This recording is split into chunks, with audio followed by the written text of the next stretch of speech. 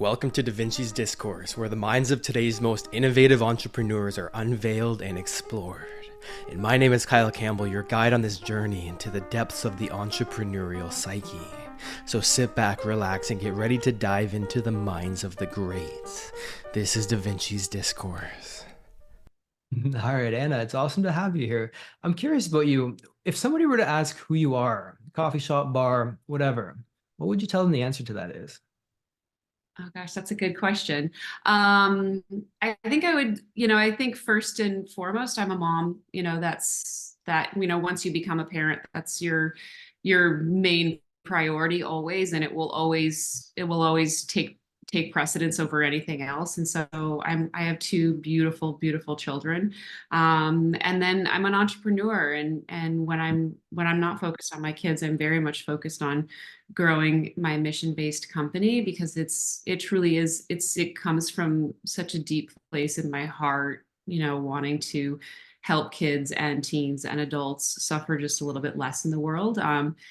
So I think that's those two, like mom and entrepreneur, and I am just like most humans, just trying to live, as joyful of a life as possible while trying to leave the place a little bit better than when I got here. Beautiful. Oh, wow, I love it. So if somebody were to ask what you do, you're an entrepreneur, so tell me about the realm that you dominate, if you want to put it like that. What do you do? Yeah, so I'm the founder of Zenimal, and Zenimal was created because as a child I suffered immensely from panic attacks and Mm, anxiety at a very early age, around wow. 4 years old, predominantly at night, and it was debilitating. It got to the point where it was scary for me to leave the house. That I was worried about being away from my parents, that something might happen to them, that something might happen to me. And so eventually, I was 7 or 8 years old, and they took me to a clinical psychologist. This was, dating myself, as I always say, but back in the day before you could Google, like, what's wrong with my kid? Why is she freaking out? And so they took me to a clinical psychologist in our little hometown, Dr. Tina Fleshman. And she, over the course of several months, taught me how to relax my body, control my breath, and then I would visualize this like really, really beautiful, safe place.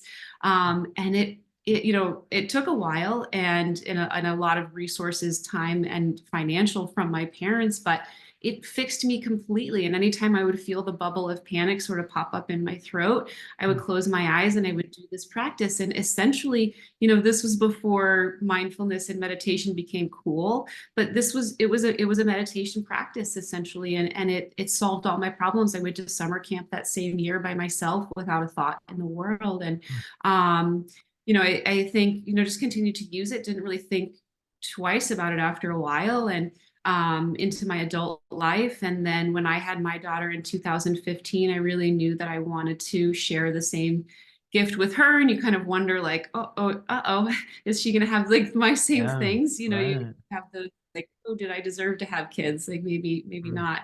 But finding solutions then. So because here she was in the world, and there is nothing more gut wrenching than thinking about your child suffering in any capacity that you have suffered, and you know what it feels like, and you don't wish that upon your babies. And so I thought, like, yeah, there's a lot of solutions out here in 2015, but most of them require a phone. And I know when I pick up the phone, I don't feel great. It spikes your cortisol, it spikes your adrenaline, it spikes your dopamine. Like, these are all, some of the dopamine's fun, but like it's not a calm down hormone by any means. And so I thought, like, oh, what if I could just give her something that didn't do any of this, that just purely taught her a meditation mindfulness practice, and taught her mm, about empathy and gratitude and relaxation, all of the things. Like, wouldn't that be so cool? And at the time I was in voiceover and taught Pilates part-time. So I was in the wellness space, in the audio space. I thought, like, I maybe this is my thing. Like, maybe I'm supposed to do this. Like, selfishly, I just really wanted it for my own kids, without even, diving too deep into it, initially. And then once I did start to do some research and coming across statistic, like the second leading cause of death for kids aged 10 to 14 was suicide. And this is 2015. This is pre-pandemic. So that is alarming and heartbreaking, right? We have 10-year-old. These are babies that don't want to be here because they're hurting so much. And by no means am I saying like, oh, meditation is the cure, but it's a tool in the toolbox, certainly.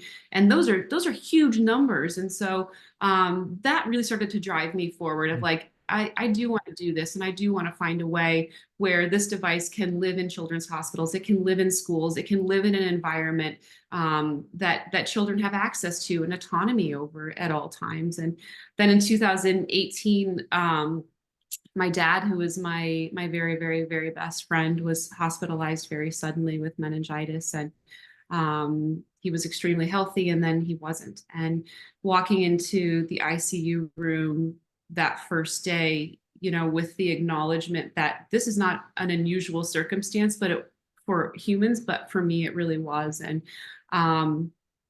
I felt helpless, and I felt lost and devastated. And you know, I looked at my stepmom and I said, like, I don't know what to do. I wish that I could help. And she said, you know, he really likes the meditations that you've started to develop for Zenable. And she just start playing them, and it maybe will relax him a little bit. He was having seizures and things like that. And so I did, and his heart rate came down, and we just did this for an hour all together, just playing these meditations over and over again. And the nurses and the doctors would come in the room, and they would do the deep breathing with us, or gratitude, or whatever we were doing. And it like shifted everything completely. And we had this really amazing time with my dad that we wouldn't have otherwise had. And so that was like a very strong realization. And I'm so sorry, there is like heavy equipment outside of my house right now. So if you hear, I can't hear a damn thing. We're fine. yeah, so yeah, and so I think it was like this realization of, oh my gosh, this is not just for babies and kids. Like this, everyone could use this moment in these really trying times, and especially in these hospital school settings where things can escalate very quickly and can be somebody's very worst days. But you're working with a staff, right? Hospitals, nurses, this is not unusual for them. This is every single day. And so the level of compassion fatigue is huge. Burnout rate is huge. So if we can start to implement, not just for patients and people that are there for a few days or a few weeks or whatever, but people are there 7 days a week, you know, maybe that's something that I can also touch, you know, in my life with this company. And, we lost my dad a day later, and it shattered me completely, and it like blew me into a million pieces. But how I sort of got put back together from that moment and from that experience was like, I really want my life to matter, and I want to leave something that maybe somebody else's experience is a little bit better because of something that I did. And my dad very much operated like that. He helped hundreds of people in his lifetime. It was so beautiful, and you never really knew, right? Like it until like we had a celebration of life for him, and hundreds of people showed up, and it was like telling me what he did, but he did it so quietly in the world and so gently in the world. And that was something that I really wanted to perpetuate, that kind of beauty. This is really long-winded, but that's why I started the company, and that's why I continue to do, you know, everything in my power every single day to reach as many people as we can, and grow and have products that really satisfy as many people as possible in the healthiest way. Wow, beautiful, beautiful story. Not long-winded at all. It's really, you can feel the passion that you've got behind your product, which is an awesome thing. It's seriously beautiful. So I want to get into, let's say an entrepreneur is struggling with anxiety, because I feel like this is a common issue, especially in the entrepreneurial space, for the sole reason that entrepreneurs tend to be creative, and the other side of creativity is fear, because the same creativity that's able to visualize a new future is also tending to be used negatively without meaning to. But you can visualize negative things happening to you, which then triggers anxiety. And so, in my opinion, I think anxiety is relatively common in the entrepreneurial space. And so, let's say that you're working with an entrepreneur. Where do we start in terms of being able to lower that anxiety, to prevent agoraphobia, to prevent this disabling affliction when there are options out there to be able to mend it? Where do we start in terms of the process? So I have so many opinions about this because I think, and I'll try to remember to touch on as many of them as I can, but absolutely, like if what you're doing is worth doing, it probably is evoking a ton of fear because it's a huge risk. And there's a Yeah. reason that it hasn't been done before. And there's a reason that 900 other people aren't doing it because it's scary. Right. And I actually saw something the other day that said something like entrepreneurs are actually less smart than the average person because they're like dumb enough to know the risks, but do them anyway. Yeah, or not even So know the risk, just like yeah, just like Forrest like, Gump, yeah, just we're kind of like, cruising from event to event without actually realizing and you're just the kind of like, depth of oh, what wait, they're doing. Yeah, I could see that a little bit. Yeah, yeah, totally. for And I was sure. like, that's a little bit true Uh-huh. because I think there's this imposter syndrome that happens with entrepreneurs as well, where you're like, well, there's all these other super smart people in the world. It's like, yeah, but sometimes when you're super smart, you're paralyzed because you can analyze everything that could possibly go wrong and talk yourself Yes. out of doing it a Yes. million different ways versus like kind of just this free spirit of, well, what's the worst that can happen? And this is something that I do with my kids is I always say, what's the worst if they're really, struggling with something or they're anxious about something, we'll go down this like rabbit hole of what's the worst that can happen. So you follow it all the way down. Okay, so the business fails. Okay, we have to start over again. What's the worst that can happen? Oh, I have to move in with my friend and sleep on their couch. Okay, what's the worst that can happen? And you keep like going down this. And as long as at the very end of that road, no one dies, like you should do it. You should do it, right? It's like, then don't, you can kind of start to diminish some of that fear. And I think, fear for sure going into things, go into it educated. You know, don't just say like, oh, I'm going to be fearless and do this anyway, because some ideas are not good ideas at the moment, right? Maybe or the timing's off or whatever. Like do your research, do your market analysis, talk to as many people as you possibly can, do as many focus groups as you possibly can. And if at the end of those, it's still pointing to yes, then you do it. And then from that point, you start to build this circle of support is what I call mine or your tribe or whatever you want to call them, your core group of people that are essentially, emotionally in your boat rowing. They're not drilling holes. They're not calling you out because they're jealous or they're whatever. Like they're your really solid group of people. Hopefully they're doing something similar in some sort of similar capacity, or they have something to contribute to this part of your life, to this journey. And so for me, I'm in a founders group where we are all parents that have kind of focused products for kids for the most part. And there's a fair amount of us in there, but we're all kind of on the same level, all kind of doing the same things. And it's a completely private group that nobody has access to. So we can kind of say what we need to say. We can commiserate. We can ask for advice. We can say, I don't know. And it's a safe place to say, I don't know. And it's a safe place to say help. Because help is one of the, I think when you're building something, it can be the hardest thing because you can interpret it as you're admitting defeat or you're again like you're not cut out for it. By no means does that, it actually is stupid to not ask for help when you're stuck. But having that safe place to ask and to not feel alone, because that fear, that anxiety can also very, very quickly go into isolation and depression, and really can sink you very quickly mental health wise because of just you're in this like pressure cooker, right? Of like this has to work, and I want it to Yeah. work, and it's maybe it's your life savings, maybe you've taken huge investment, and you've got investors breathing down your neck every day, like nobody unless you're in it will ever fully understand what that feels like, and what it feels like to not pay, to not be paid a paycheck and to be working 60 70 hours a week, whatever it is, and constantly thinking about this. Nobody knows what that feels like until you're in it. And so surrounding yourself with people that can do that, having a ton of as much self-care as you have bandwidth for. Obviously I will always promote a mindfulness, meditation practice. Always find your 10 minutes a day. I'm not asking you to meditate 2 hours like, some rock stars do, but 10 minutes a day, preferably in the morning before you get your day started. I would always say like catch your breath, make the time, get up 10 minutes early, right? Like find that discipline to do that. I can't tell you how many times people say like, I don't have the time for it. It's like, You do. And I will acknowledge that sleep is important, but you have 5 to 10 minutes a day to sit and be accountable for that for yourself. You owe it to yourself. Don't self-sabotage there. Obviously, exercise and healthy eating as much as you can. Like you got to take care of your body because you're asking so much of it, and you need to be gentle and nice to your heart and your mind as you're asking it to do these really amazing things. So I think that's like several things, and I probably missed some of the things that I'm strongly opinionated on. But like, listen, like I've been on my kitchen floor countless times in tears because it's just hard, right? And you feel pushed down, and someone, came in and messed with you and ripped you off, or you got something. There's gonna be huge dips in this journey, and you just have to put your.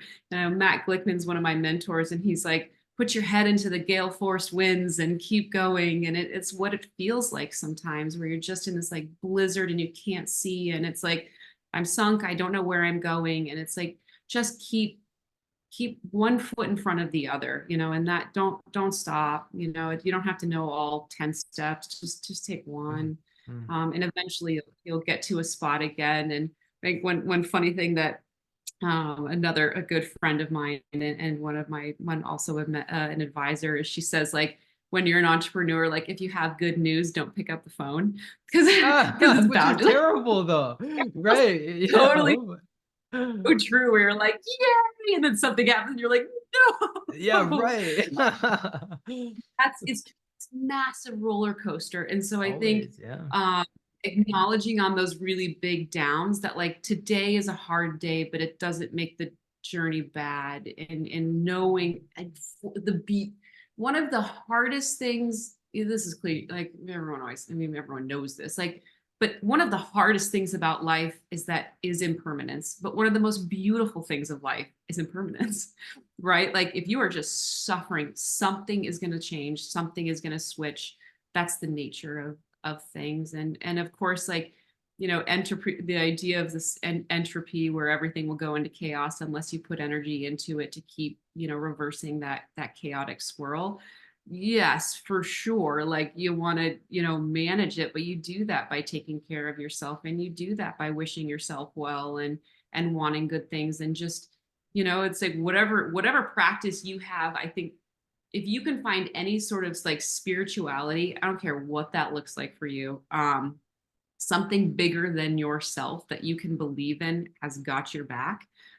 Whether or not that's a group of friends, whether or not that's nature, whether or not that's God, whatever it is, that you can wholeheartedly believe in. It's volunteering, whatever, something outside of yourself, that you can say, like, this thing wants me to succeed, and I have faith that I'm going to be supported. And sometimes you just have to lay back in that and let it take you, right? Hey, I hope you're enjoying the podcast, and I want to let you know that I've got a free book that you can get if you want to tap into more of these resources, and you can get that for free at kylesbook.com. Back to the podcast. Let it and take so I think float downstream, as opposed to trying to force it. Like you said, oh, this has to work. Got investors breathing down my neck. If this doesn't work, I'm totally screwed. That forcefulness of it really sucks both the effectiveness out of it, as well as the love for it, because it creates a task that you have to do, and nobody likes doing things that you have to do. You want, there's a sort of sucking of the forcefulness that creates. One of the things that you said was asking what the worst thing that could happen, and then after that, and then kind of follow the cascade down. And you said, as long as nobody dies, then do it, right? I've got a different viewpoint on that, because at the lowest of that hierarchy, at that cascade, I would argue that the view of yourself not being able to do it dies. So there is a death that takes place. It's the death of the perception of the smaller you, and that allows you to step into that bigger role. And so I encourage to step into that death, and to find the courage to do so. What do you think about that viewpoint? I love that. I've not really heard it put that way. So that actually, you know what, Kyle, I really, really like that, because I think that was actually something that I struggled with very early on. You know, before I started this company, I had a very simple life. I was not very stressed out. Um, and but I also, it was just like, it was so simple. And I wasn't really, I mean, I was Right. impacting like a handful of people or whatever it was. Um, and I really changed as a person once I started doing something so enormous and so scary. And there was a death. And I think I don't, even probably until this moment, don't really realize what got so uncomfortable there. Mm. I didn't feel like I knew myself anymore. I felt like a completely different human. It felt like that part of me that wanted to play small died. Mhm. And there's a missing there because, you know, like on about a very personal level, like I got divorced a couple years ago, and a couple years after starting the company. And I think it did play a part of it where there was a piece of me that I think did go away, and that probably was tied a little bit to my relationship. And you know, I'm so grateful I have a phenomenal relationship now, and co-parenting is great, and all of that. But it did take a lot to get over that it was a big sacrifice, and it was a big, big, big, big price to pay, you know, for me and for my kids and for my family. Um, that that I lost that part. So I really love that, actually. And I think nothing big doesn't come out of sacrifice. And so I think acknowledging, like, and seeing it happen as it has happening, and saying like, I'm okay with this, and who I'm becoming is ultimately better. It's better for me. It's better for the world. It's you know, being authentically you. And sometimes we have to walk away from someone who wants to play small, and that little someone that's in you that wants to play small. Yes. Yeah. Because otherwise they're always going to have an opinion in the room, right? And it's Mhm. like, you don't want to hear that opinion of like, no, no, no, be afraid, stay small. Like, I don't want to hear that. I want you not in the room, you know? So that's beautiful. I really love that. Thank you for phrasing it like that. I think that's a really neat thing. It's an interesting way of looking at it. There's a part of you that has to die for the new part to be rebirthed. There's a phoenix effect that takes place. And I think that that really comes to that cascading effect where you analyze the beliefs of why you think you have to play small. So one of the ways that I'll do it is I'll go into dialogue with, I call it a complex. I look at it from a Jungian, Carl Jung, his theory of the psyche. So I'll look at it as a living thing that I am in communication with, that was birthed from an emotional experience of the past. So it's trying to keep me safe, it's trying to look out for me, but then I'll really dig into, you know, through conversation. How do you know that this is going to turn out bad if I, quote unquote, bad, if I go about doing it like this? And then really at the core of it, there's a poof moment that takes place. Like the magic, you know, in like a cartoon where the poof and it says poof in capital letters. That's the way I picture it. Because at the core of it, there's nothing there. It's an illusion. And you really, by digging into it, you realize that, hey, this is built on sand. And you can kind of just tap it and it crumbles down like a house of cards. And so you get that by going into dialogue with it, and really exploring the core, the root of it, not judging it because it is looking out for you. There's a reason why it's there, but really going into the depths of the unconscious by asking the questions that kind of dig it out, the roots out of the sand, is the way I look at it. And once you get to the core of it, you can reframe the meaning behind that complex or that belief and say, okay, so that was true, but feels more true. This feels more empowering, whereas that was limiting. So the new viewpoint that you allow yourself to take on by analyzing it really it becomes more empowered, and that allows you to step into the new identity of who you are, who you could be. It's fascinating Yeah, absolutely. depth work. Yeah, I love that. And I think something that I'm personally working on is like not labeling things good and bad, right? It's like, Right. oh, this Yeah. is my experience. Like, I'm just having a human experience, right? Yeah. And so you don't know, like, I really kind of hate when people are like, oh, everything happens for a reason. It's like, yeah, that's like, but that kind of like is a sucky way to say it. Because you're like, it's like when like kids are suffering from cancer and things like that, you're like, that's a really brutal thing to say.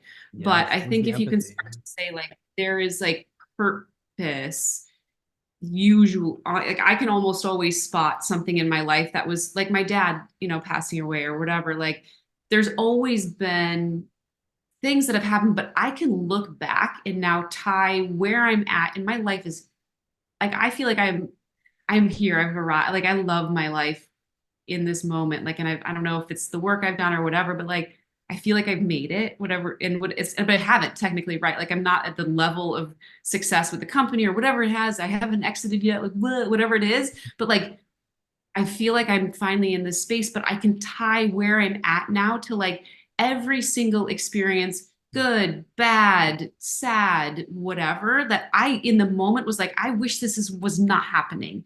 Right. But I'm now where I'm at, I'm like, thank goodness that happened because my life would not be like this. And so I think not labeling like the experience as good or bad. It's like, no, this is just like just lay back and say like it's purely just a human experience and it's the ego that labels it and it's the ego that will tell you it's bad or it's a failure or it's a whatever.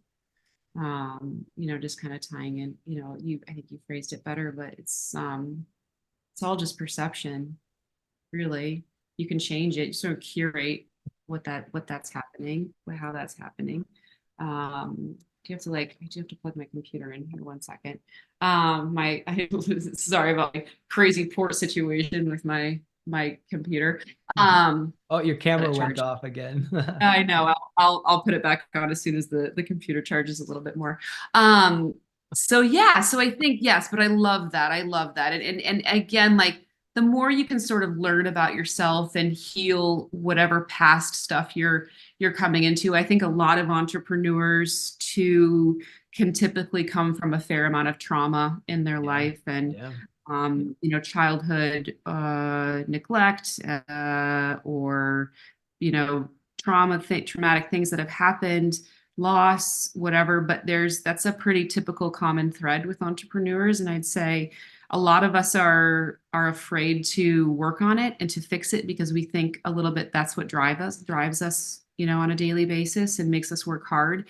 But I really do believe that there is a way to heal from that stuff while also maintaining your work ethic, your drive, and your want to build whatever that it is that you're building. But I would really encourage because you are going to at some point hit a roadblock, or you're not going to enjoy the quote unquote success of if you are, you do get it to the place that you want to get it to. I think you'll get to the top of that mountain and you won't feel the happiness that you would have felt had you sort of healed yourself along the journey. And so I really, really encourage people to do that. And Young Pueblo has a lot of books, Inward, I think, Clarity and Connection.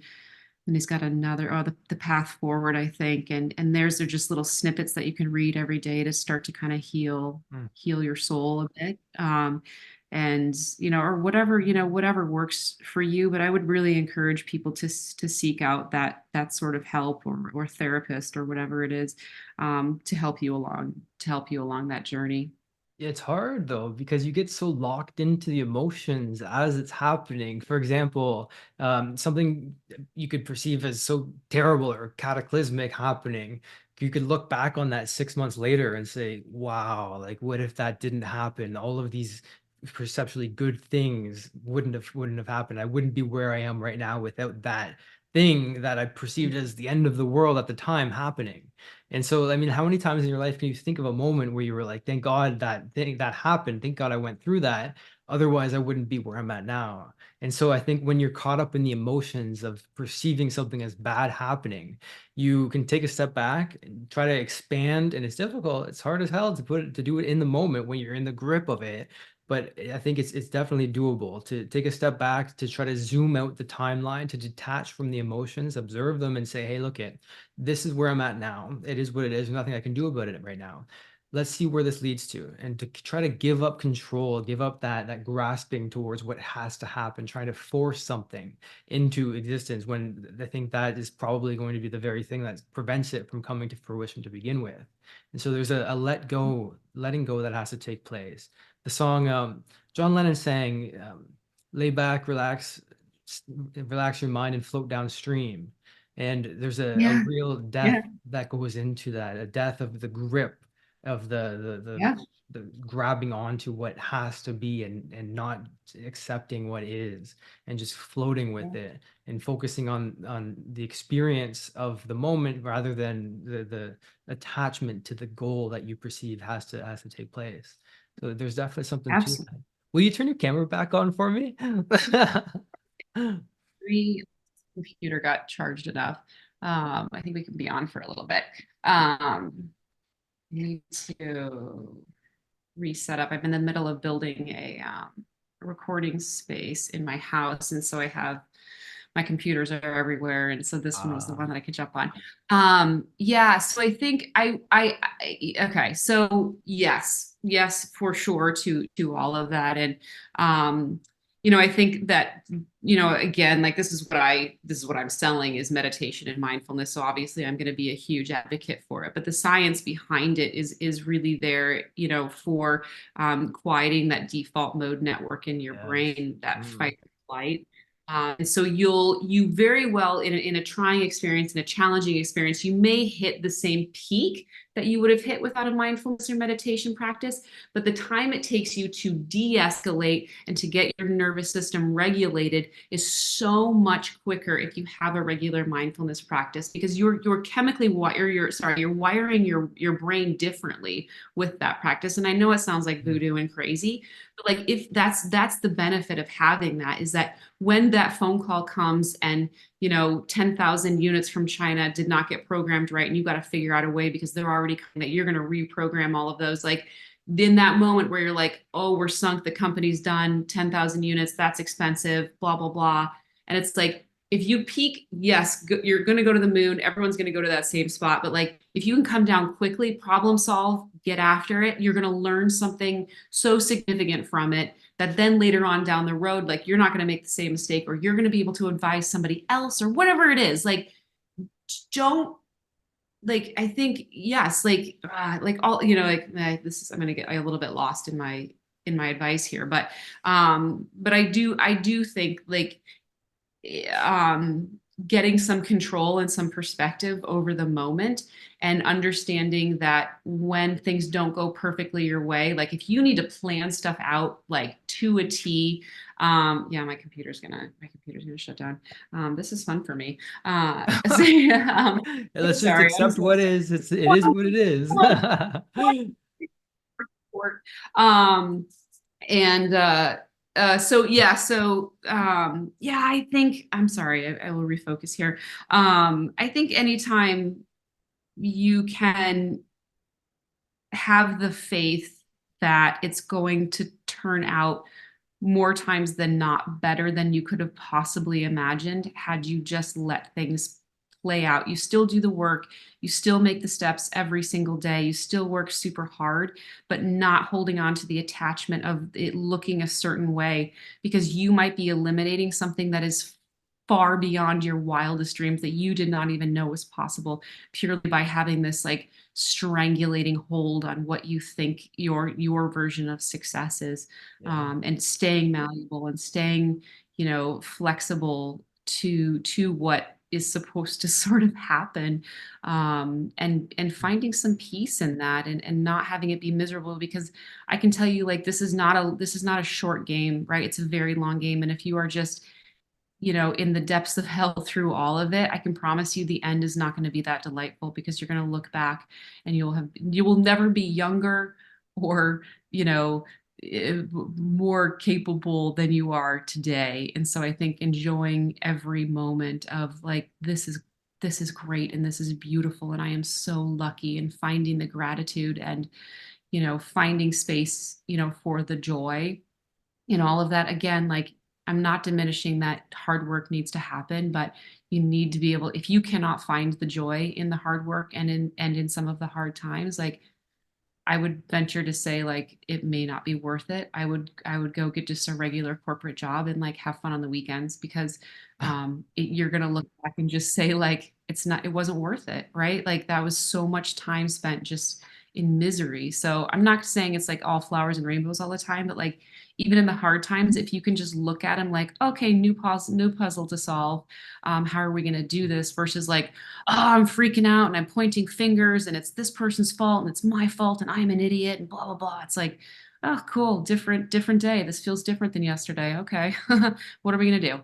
And so I think you really need to get a grasp on that and not be miserable. And I think be careful too about how you talk about the experience and how you talk about yourself, because all of that can start to become true. If you need to convince yourself and you need to convince others that you're working so super hard and no one else could do this except me, like that's actually gonna become true, or you're just gonna be like completely burn yourself out. So just being mindful of of thoughts. And I also, something that I always tell people is that you in your lifetime will never talk to somebody more than you talk to yourself.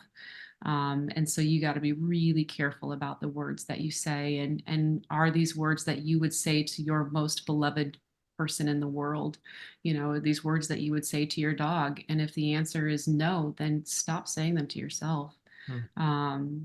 You got to learn to enjoy your own company and believe in yourself and love yourself. And that really sort of tragic saying is you're born alone, you die alone. And it is the most true thing. And so I think if you can learn to enjoy your own company and just wholeheartedly believe in yourself, you don't need to be an egomaniac. You can still be humble, but you might as well, right? Because at the end of the day, it's all we got. Nothing else is guaranteed, and loss is such a very, very prominent part of life.